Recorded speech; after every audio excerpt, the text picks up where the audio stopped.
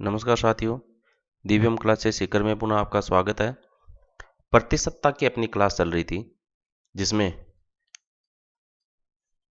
किसी वस्तु के मूल्य में, जनसंख्या में, वेतन में बढ़ोतरी या कमी होती है तो कुल मिलाकर उसमें लाभ या हानि कितना होता है। इस प्रकार के सवालों पर अपन चर्चा कर रहे थे। पिछली क्लास में मैंने आपको यह सवाल करने के लिए दिया था। 1988 में किसी शहर की जनसंख्या 12% कम हो गई।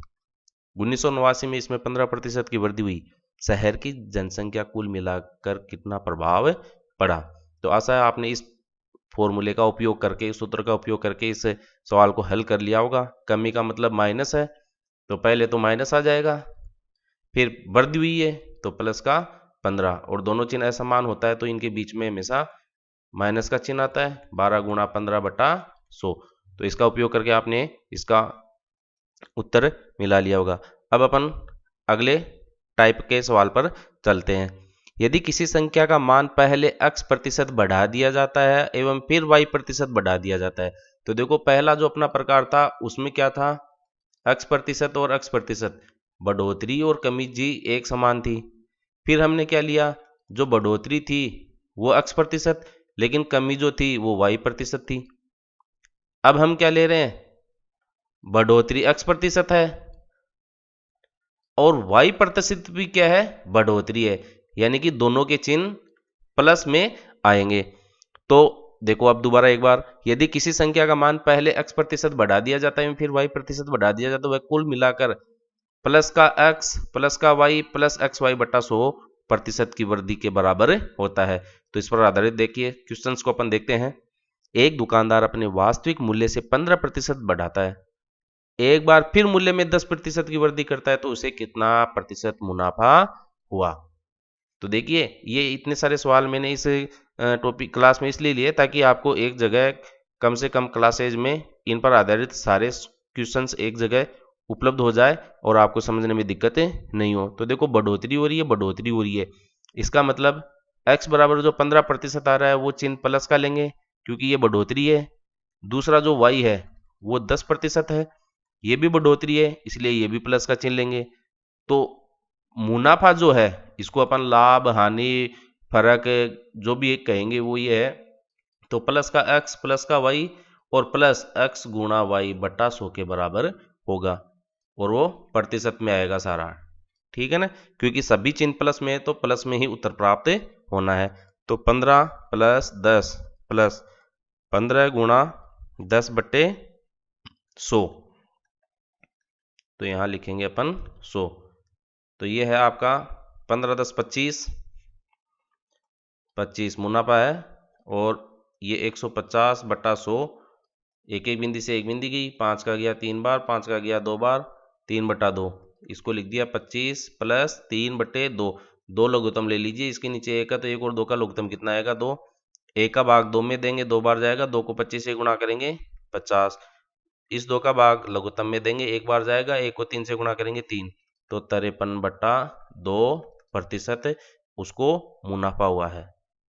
ओके, प्लस का चिन्ह आ रहा है इसलिए ये मुनाफा हो गया है। अब अगला सवाल है, किसी शहर की जनसंख्या लगातार 2 वर्षों में, 2 वर्षों की बात कर रहा है, 10% की कमी आई एवं दूसरे वर्ष में 20% की जनसंख्या में कुल कितनी प्रतिशत कमी आई।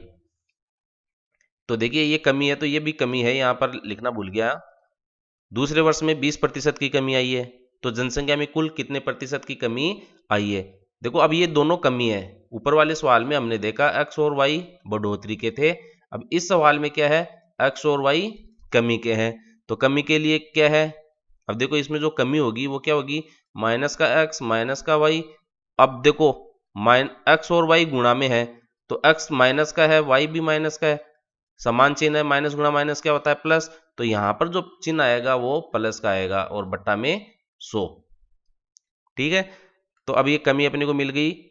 देखो ये x मान लीजिए आप, ये y मान लीजिए, तो ये माइनस का 10 माइनस का 20 प्लस 10 गुणा 20/100, दो बिंदी से तो दो बिंदी काट दीजिए, दो बच गया।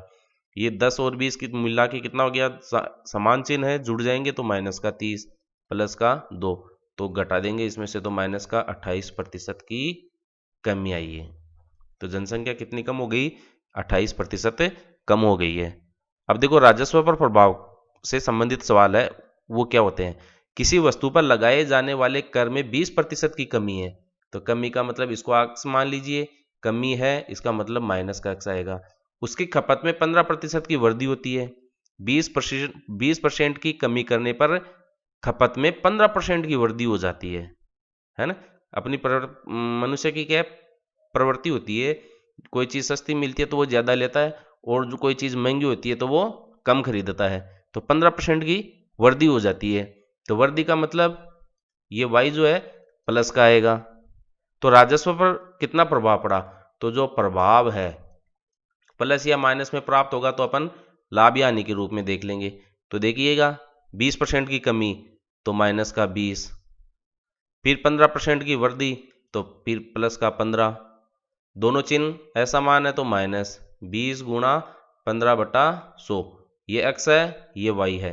कमी है तो इसका सूत्र अगर आप लिखना चाहे तो ये इससे लिखा जाएगा, क्यों x तो माइनस में है और y वृद्धि है तो प्लस का आ गया, और असमान चिन्ह है माइनस का x प्लस का y, तो प्लस गुणा माइनस माइनस आ गया। अब देखिए ये माइनस का 20 और ये प्लस का 15, तो इधर तो बच जाएगा माइनस का 5, और फिर ये माइनस का, एक बिंदी से तो एक बिंदी काट दीजिए, 2 का गया 5 बार, 5 का दे देंगे इसमें तो 3 बार, तो ये 3, तो ये माइनस का 8 आ रहा है प्रतिशत। तो कुल मिला के क्या है, राजस्व में अपने को नुकसान हो रहा है जब अपन वस्तु पर लगाए जाने वाले कर में 20% की कमी करते हैं और खपत अगर 15% ही बढ़ती है तो माइनस का 8% यानी कि 8% का नुकसान हो रहा है। अब अगला सवाल है वह आप स्वयं करके देखिए। यदि मूल्य 10% बढ़ा दिया जाए, बिक्री 5% कम होती हो, तो आय पर क्या प्रभाव पड़ेगा। आय कम होगी या ज़्यादा। माइनस में अगर परिणाम प्राप्त होता है तो आय कम हो जाएगी, प्लस में अगर परिणाम प्राप्त होता है तो आय बढ़ जाएगी। तो ये जस्ट फॉर यू है, आप इसको हल करके देखें। वीडियो अच्छा लगे लाइक करें, शेयर करें, सब्सक्राइब करें, अपने दोस्तों को बताएं, बेल आइकन ज़रूर दबाएं ताकि जैसे ही वीडियो बनाकर मैं अपलोड करता हूं उसका नोटिफिकेशन आपको मिल सके और आप पढ़कर इसका लाभ उठा सके। धन्यवाद।